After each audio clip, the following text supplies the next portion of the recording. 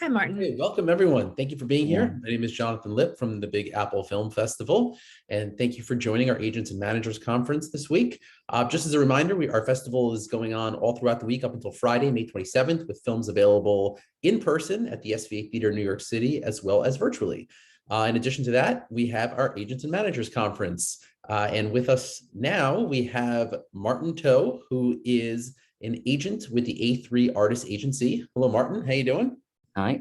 All right, Glad to thank be you so here. much for being here. And again, just as a reminder, all access pass holders, please be sure to fill out the registration form in order to be able to share information on your project, which we will then share with all of our speakers this week. So please make sure to do that. And at this point, I will send it over to our moderator, Dianne Wieler, who will try to get to as many questions as possible. So thank you, Dianne, and we'll see you soon. Thank you.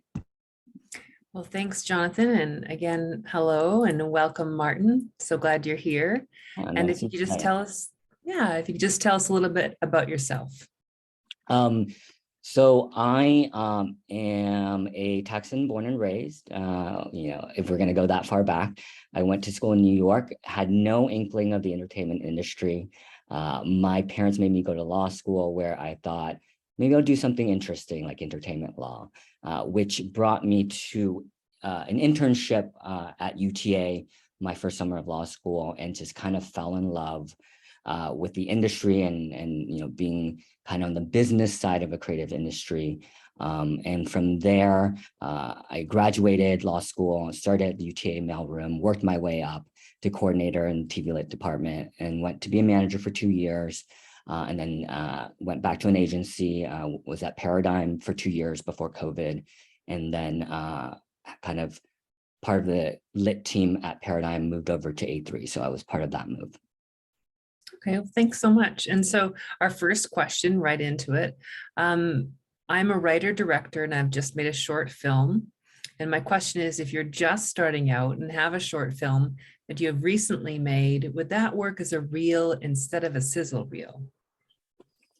Well, it depends on what you want to use the short film for. If it's something that you directed and you want to use it as a sample, I think that having the short film is more valuable than having a sizzle reel. I think just looking at sizzle reels, it's more difficult to see kind of your point of view and your direction than just having the short. Now, if the short film is a proof of concept to be developed, again, I would say having that short film will give a better sense than a sizzle reel. We work in Hollywood. We all know that editors can do magical things. And so having the whole thing in front of us is a better barometer for us. Okay. And does A3 accept unsolicited material? I think like most representation in Hollywood, we don't really take unsolicited materials. I know it's like a chicken or the egg thing, but I think there are a lot of competitions around now that exist, and other groups outside of LA that are helpful in kind of navigating that. And there are some groups that are more successful than others. I'm not going to name names, but if you're not living in LA, that tends to be kind of the way in. Otherwise, it's definitely a industry town where being here and networking and getting yourself in the door through any way possible is the ideal way to get into the industry. Okay. And this is along the same lines. How does an indie filmmaker with a film in post-production find a sales agent? Yeah, that is, I did a stint in film financing. It was probably the hardest job ever. And I would hesitate to say, not hesitate to say, it's a very different business in TV, right? There are studios, and there's a process. In indie film, as far as I know, it's really just finding out who those sales agents are.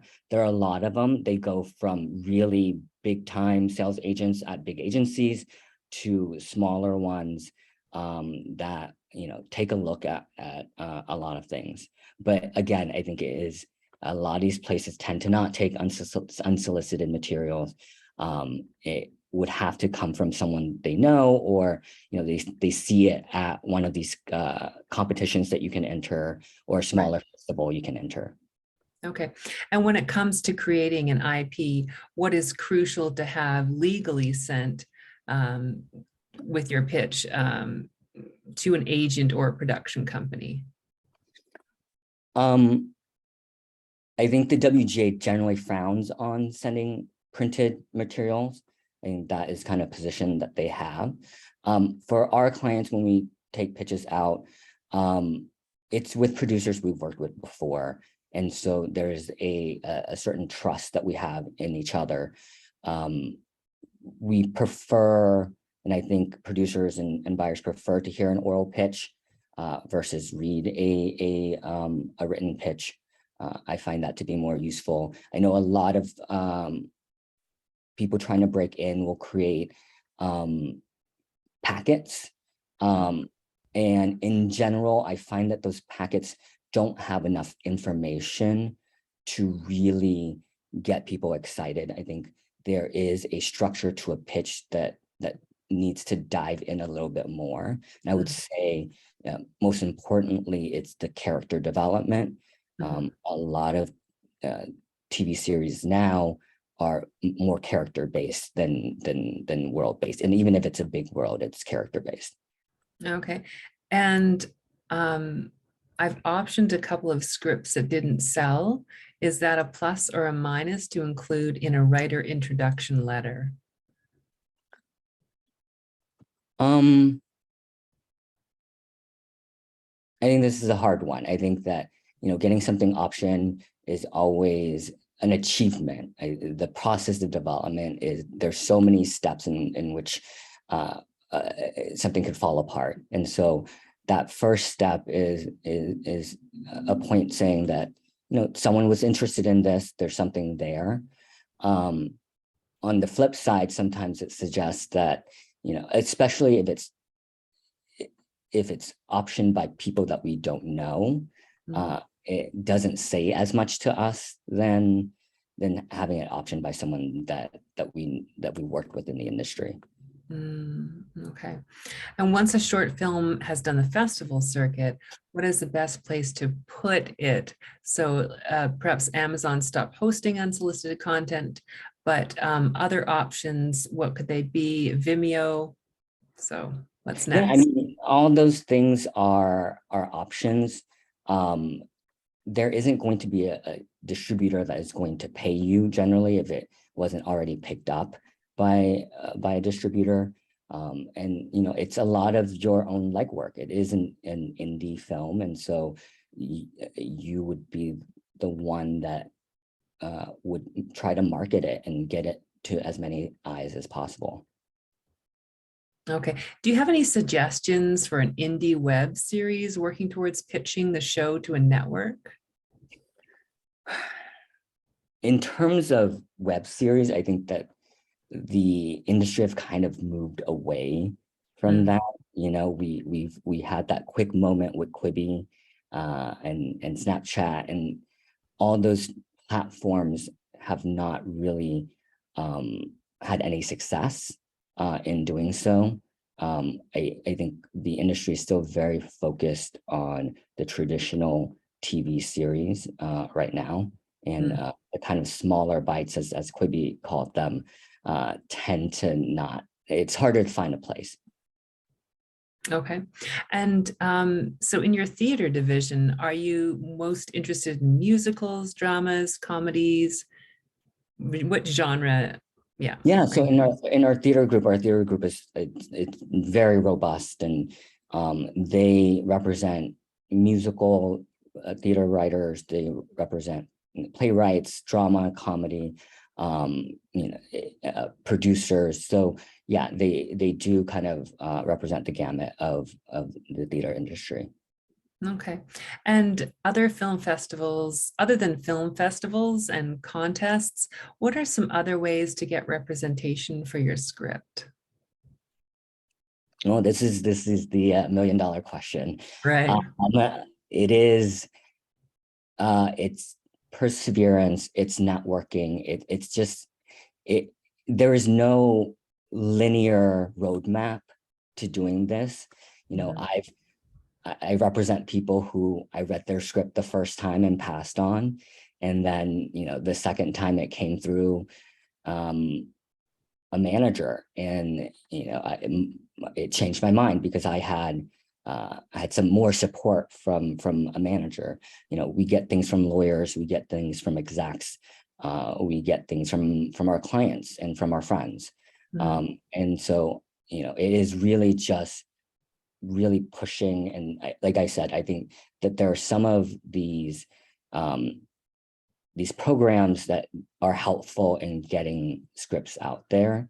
You know, I've read a few of them, but like I said, it is a very network driven industry. So it is not easy. We get unsolicited emails every single day, and unfortunately for us, our legal counsel won't allow us to take a look at any of these things unless it comes from a source that we have worked with.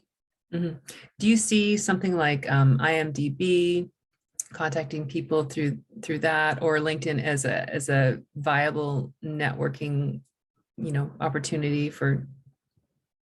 Yeah, no, I definitely think that, like, that, especially if you're outside LA, it's doing that hard work. It's not fun. It may not yield a lot of results, but at the same time, like I tell my clients that are going out with a project, it only takes one person. And right. that is kind of how I think about it. Like I said, it is not an easy industry to break into, but there are clients who I know that have, you know, were on the outside and now they're looking in. And so it's really just pushing as much as you can. Okay. And this is just a follow-up on the question about the indie web series, and wanting to clarify, we're planning to pitch it as a longer form show, similar to how Issa Rae did, or High Maintenance. Are there any suggestions in that case? You know, I think it's again, all of this is so much chicken and the egg, or the egg. So you know, I think getting notoriety for that web series, I think there's still competitions that kind of focuses on the web series. That's very important. Again, it's really about getting it into people's hands, and you know, that goes back to, you know, your perseverance and you pushing as much as possible. And do you attend play readings or fringe theater festivals? You know, that's kind of outside what I do now. I did when I was a younger agent, because, you know, you never know where that new voice comes from. And, you know, it's just at my point of my career, there's less time for that. And I have to spend much more time with my clients. Okay. And do you need to secure rights for a story that was a court case, for a podcast, docuseries, and or feature? You know, court cases are public documents. So anything that's in it, this is where law school comes in handy. Right. Yeah. Anything that comes from public documents are free for you to use. You know, having life rights help in that now you have that person on your side and they're not gonna, you know, fight you. I know Lifetime does this a lot, where they do the unauthorized biopic of, you know, some public figure, and they don't have the life rights, and that's fine. It's just that now the public figure can say something to the detriment of the show. So anything that's in public domain or in public record is available for you to use. And that's true, I think, for articles in newspapers and magazines, unless you're using the exact information that is from the newspaper or magazine. You can generally use it as a jumping off point without having to secure rights. Okay. And again, this goes to more creating a list of ways to connect with people or brainstorming on that. And how do you find an agent or a manager if no one wants unsolicited material? This is where the networking is important. I think it's significantly harder to do it outside of LA. It is, everyone here who comes out here to be a writer, they view it as a career. It's definitely much harder to do it as a hobby or a side hustle.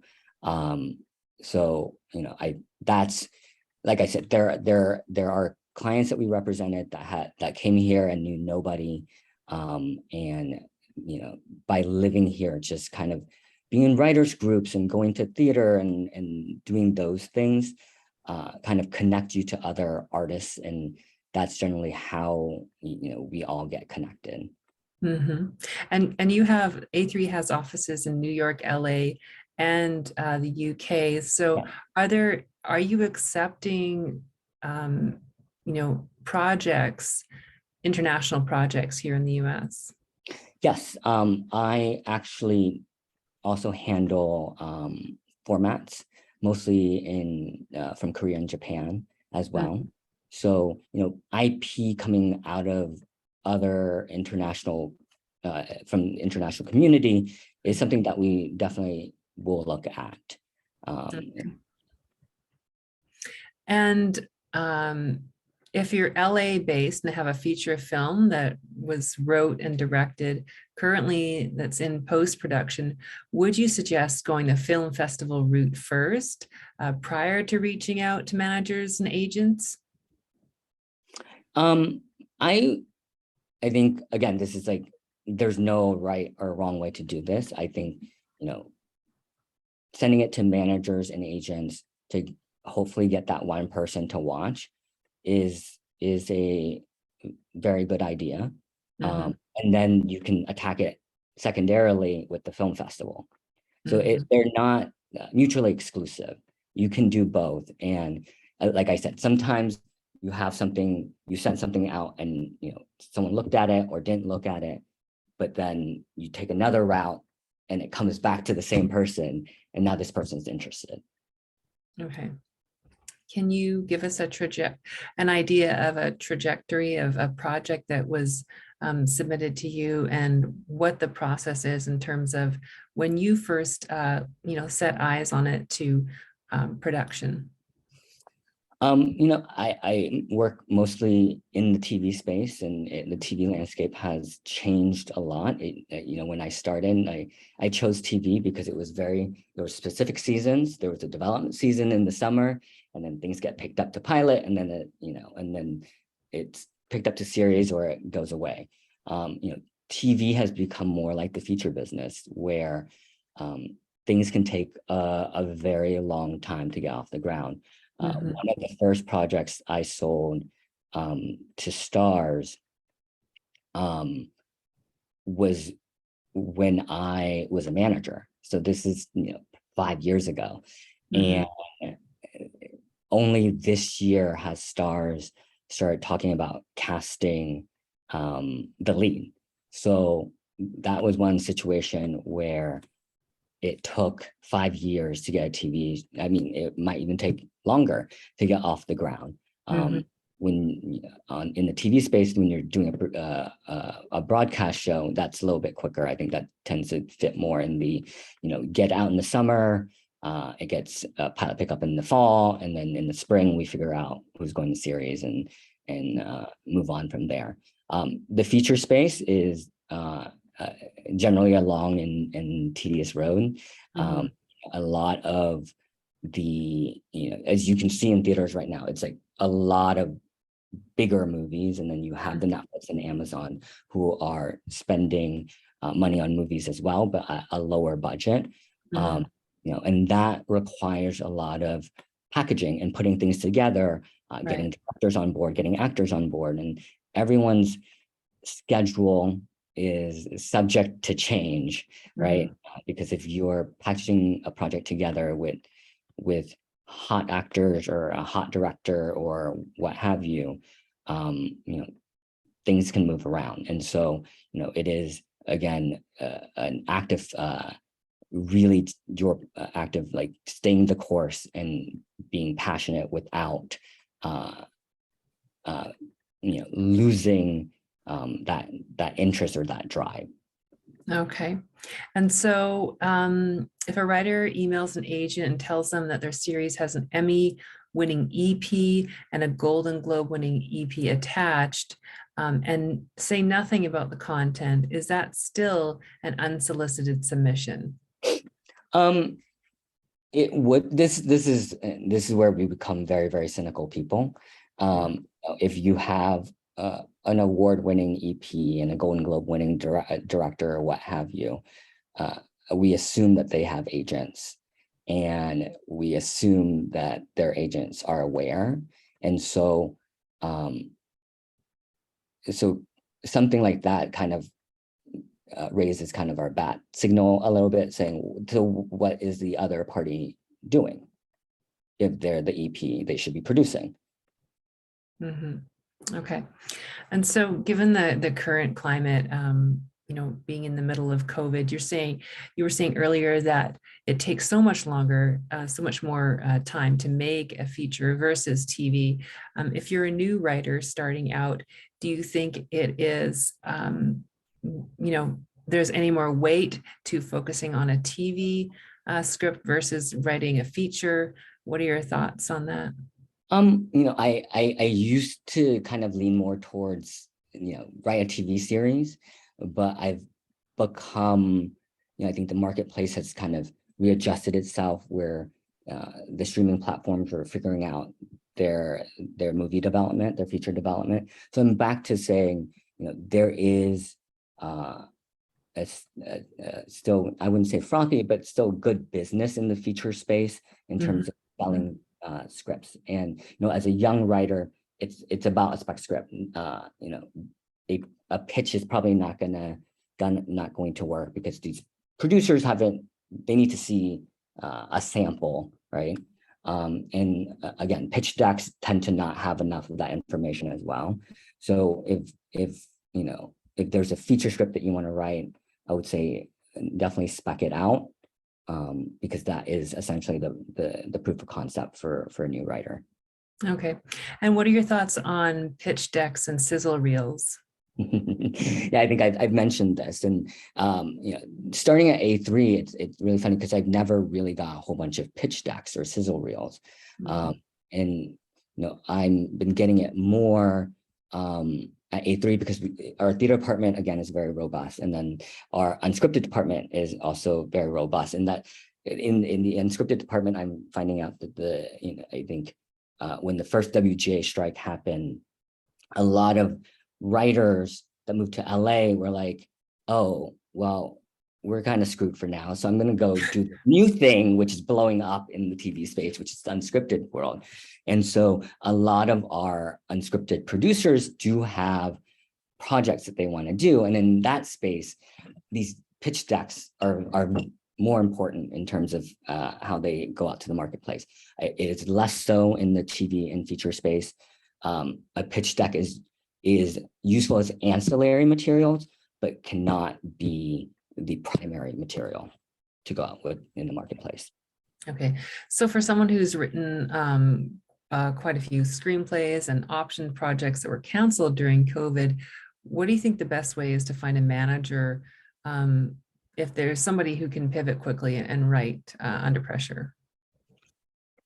I think it is still the same. I think like it's really just finding, it's the hustle of finding that person that is, want to give you the chance. And there's so many managers out there.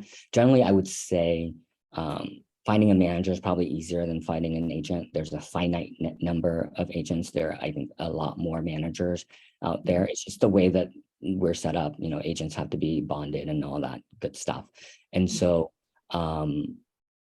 I would say like the hustle there is to find the manager and it's that perseverance of just pushing through. And what about pitching to multiple agents at once? Is that recommended, or would you focus on one that you knew was more inclined to look at your genre? Well, I think it's a numbers game. And we do that same thing with our clients. Like when we take out a piece of development, we know it's right for one place, but we still take it out everywhere, just because you never know. So I would say, reaching out to as many people as you can is ideal, and then you can make your choice after the fact. Do you think there's a specific genre right now that could be, hotter than others at this time? It changes so often. I think we're in this period right now. We're very much in true crime space, and I feel like that might go away pretty soon, and then the marketplace is on to something else. Westerns have become kind of interestingly in vogue again, of Yellowstone. So, it's really, I think the most important part is watch what's out there. And my advice to my clients is always watch what's out there, but don't mimic what's out there.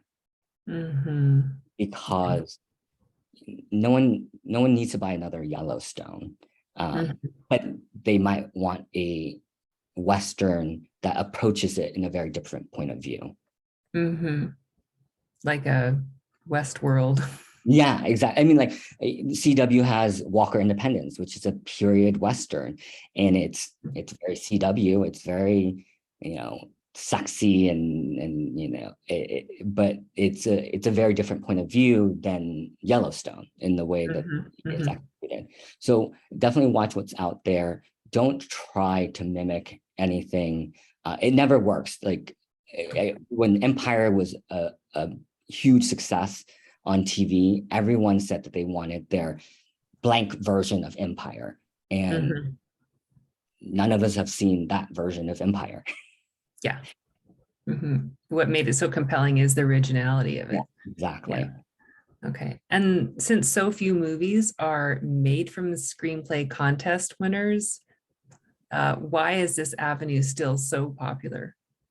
I think it's still very popular because there are, our younger agents or coordinators or assistants are the ones that are combing through these contest scripts. So that is kind of, if you're looking for representation, that is a good way in. Even if you have representation, writing a script and getting it sent out doesn't, or having it being option doesn't mean that there's a sure way to getting it on screen. Our whole business is predicated on selling scripts, but the pipeline is much smaller than the script buying marketplace. So that's just the nature of the situation. And do you think there's value in, if you are a writer starting out, being a reader and writing those synopses, becoming aware of what agents are picking up on, and what are some things to flag or things to avoid? Is there any value starting in different areas that will give you a bigger insight? Yeah, I think there is value in doing anything kind of in the industry itself. I think reading, like I said, watching what's out there, reading what other people are writing, and is helpful in terms of understanding what's out there, what you should be doing, what people are doing wrong, which is also important as well. Writers come from kind of every walk of life in Hollywood right now. We have writers that started as assistants to agents, and their sense of the marketplace and how they present themselves in the marketplace is based on their time working as an agent's assistant. And so there are writers who work in production. So they have a sense of how production works and how to put that into a script. So all these things that you can do to kind of hone your skill and kind of get you a certain expertise of the industry is very helpful, I think. Okay. And so here's a question about being unique. So on the spectrum of being unique, we've heard a few speakers in the session talk about how, finding your voice and really honing that and staying true to that will make your work stand out. So, but what about something that's too unique? How would you know where on the spectrum you should place yourself? I think, storytelling in a more commercial sense, I'll put it that way. There's a universality to it, right? You can write about your experience, but how does that experience relate to other people, and how do people understand it? I think that's kind of the difficult part, because we all have unique stories, but it's like getting it to a place where other people can understand it, relate, sympathize with it is what you want to try to do. And I think the question is rooted in truth. The clients that, are the young clients that I represent that have projects set up are generally projects that they come in that is authentic to them, their experience, their voice. The project I was talking about that was set up at Stars, the jumping off point was my client, who was a comedy writer. She went back home and she kind of fell in love with her crush that she had from childhood, and it just was not a relationship she should be in. And so she wrote the script about it, and it's kind of a what if script. And when I first read it, and it was written as a TV script that was 90 pages long, which is way too long, but I felt every second of it. I understood her experience. Even though I never experienced anything like that, I understood her experience, and it just came off as something that she really, that was from her and that was unique to her. But at the same time, other people understood where she was coming from. The universality. Yeah, exactly. That's a good way to look at it. So a winner of many festivals worldwide, and I'm looking for a producer here to help. How do you go about finding a producer in that, knowing that you've had that success? Yeah, I think if you get an IMDb subscription, or I personally, I find, because IMDb is kind of more commercially known, we tend to use like Variety Insight or Studio System.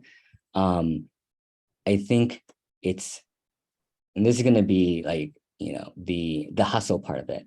Find the lowest person at the production company, because that the principal of that production company, he or she is no longer reading submissions from anyone. It's her team that is the gatekeeper, and they're the ones that are going to be reading. It's an assistant, because a lot of assistants are CE as well, especially at film production companies. They're the ones on the ground that's like, they want to rise up. They're like there to find new voices and new scripts to produce. Their bosses are getting incoming calls from the big agencies about something that their client has. So I think that if in terms of the hustle, I think that's kind of the approach I would take, knowing what I know. And so another question, if you live in different parts of the country, this particular writer lives in Connecticut, how important do you think it is to be in LA or New York if you're writing elsewhere? Yeah, I think it's kind of paramount. it goes back to the networking part of it. Mhm. That being said, there are people that break through. I have a client, a writing team who actually don't even live in the same state. But one lives in Florida and the other one's in Georgia, but they had this script that somehow got to my boss. I don't know the story behind it, but it is now set up at Sony. And so it was one of those scripts that just kind of stood out. And this goes back to, watch everything, read everything, but find something that's like, we don't like, if we get sent a script that is, Friends set in, 2022, that's not interesting to us. Mhm. It doesn't say a lot. A script that just stands out. It doesn't matter where you live, essentially. We'll figure out a way, especially during this time, because after COVID, very few producers and studio execs are interested in meeting people face to face. It's become a time saver for them to just Zoom. And so, the upside of this is that you don't need to be in LA to meet producers or execs if you have a team put together. Or you don't even need to be here to find a manager or an agent, because if you break through, the process is mostly through Zoom at this point. Mhm. Mhm. But, So yeah, but that being said, the whole networking part of it is, it's harder to do when you're not in LA. physically, yeah. But there is that component, like you say, of the virtual networking, and that is valuable too, in addition to the film festivals Mhm. and finding your way to assistant. Maybe it's through IMDb, maybe it's even through LinkedIn, but there are more than the traditional avenues of face-to-face, but then there's some virtual opportunities as Yeah, well. yeah. Ironically, COVID has kind of opened it up a little bit. We do have clients that just left LA, and now they can do their pitches from home wherever they are. Yeah. And so we're coming to a close for our time, and just wondering if you can, talk more about the types of things that might be, attractive right now, or in your opinion, let's just say for a new director, what could be an area of focus right now for them? I think it's all about continuing to work on your craft. Like I said before, I think there's no right or wrong genre or type of feature or TV that you should be writing. I think, and I say this to my clients as well, it's really just write something that moves you, that you're passionate about, because we can see it when we read a script, when it's just, I'm writing to X or I'm writing to Y, and it's because this thing is successful. We see it, and like when you lose your voice in anything that you do, it becomes less, it doesn't stand out as much. And we also try to be very cognizant as people who live on the coast of stories that are not from the coast. And that is also leads me to say there is a movement to tell stories not from the coast, actually. There's a movement to tell stories from Americans outside of that. I think it's very important. And I think we've expanded what can be shown on TV, and the worlds we see on TV. And I think that's also part of that world as well. And I think that should be acknowledged.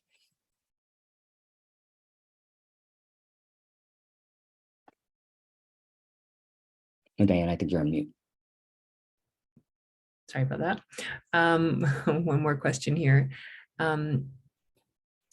Again, as a young actor, filmmaker in New York City, what is the best way to build brand or notoriety in order to garner more opportunities? And this is beside the festival circuit or social media. Yeah, the social media thing, that's hilarious, right? But Is that legitimate, do you think? The social media thing is very, very legitimate. We have one of the biggest digital departments, and they mostly work in the unscripted space. But from what I've heard, in terms of casting, having that social media is important. They'll ask, casting directors will ask how many people, how many followers you have. A lot of the business now is having to self-promote. Let's say you're an actor and you're on a Netflix show. A lot of Netflix shows don't get the marketing budget. So it's about understanding how to self-promote. That's writers as well, learning how to self-promote, because sometimes the distributor isn't going to do it for you. So I think having that is very important. And then now I've lost the question. So Dianne, if you could repeat. Sure, of course. So what is the best way to build brand notoriety in order to garner more opportunities besides the festival and social media?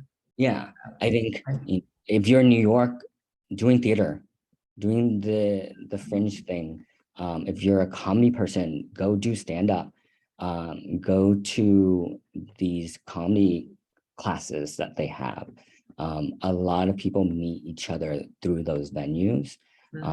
And, there's a sense that artists help other artists, but also sometimes artists become something else, an exec, or they become a producer, or so. I think if you get to live in New York or LA, use those resources of just connecting with people. It is kind of paramount. Like there are clients that I get that are from like my other clients' writers group, and there are clients who have been doing this forever and they still have writers groups. And so you try to get into one of those where there are people that have made it already and they can be helpful. I think in LA the other opportunities are working as an assistant in production, a writer's assistant. There's all these opportunities where you can rise up. We have clients that have been PAs, and not even like the highest PA, the PA that is sent out to get coffee, and they work their way up and ingratiate themselves to the team, because it's working on set, you have access to showrunners and directors and producers that are on set, and that's build trust. Yeah, exactly. Yeah, I was just thinking about a director, Sujata Day, who her film Definition Please was picked up by Ava DuVernay and Array, and Netflix showed it as well. But she was on Insecure with Issa Rae, and even still after that, with her film, she still did the film festival circuit. She still did podcast after podcast interview. So being persistent and consistent, it just seems like at any level, that's the best way that you can be successful. Yeah. Oh, parting words of advice. We have 1 minute left. Go. I mean, I think, Dianne, you kind of encapsulated it. It is persistence. It is passion. It is wanting it more than anything else. The people that we represent, some of them have had first careers, second careers, and this is something that they just couldn't stop pursuing. Like they were like, I did my adult thing, and now I want to do this. And actually, truly, those are the clients that we enjoy the most, because they have world experience. A writer it's kind of like when I went to law school. Like, you can go from college to law school, but you have no experience in how the world works. So, not understanding the world makes it harder to kind of appreciate what you're learning and putting it in a practical sense. And I think it's just, and the same thing in entertainment too, because shows are becoming so specific. And this is on the TV side. Sometimes they're looking for doctors and lawyers or people who've been in the military for that authenticity, because authenticity now is the most important thing in TV and features. Okay. Over to you, Jonathan. Okay. All right. Thank you so much. We really appreciate you taking the time to be here. Again, Big Apple Film Festival runs until this Friday. All access pass holders, please fill out the registration forms. We could share info on your project with all of our speakers. I want to thank Martin Toe from the A3 Artist Agency for being here. Thank you. Thank you, Dianne, for moderating. And in about 15 minutes, we are going to have our next conference with Tijuana Jackson, agent and founder of the Jackson Agency. So thank you, Martin. Thank you, Dianne, and we'll see you soon. Thanks. Bye, everyone. Thank you, everyone. Bye-bye.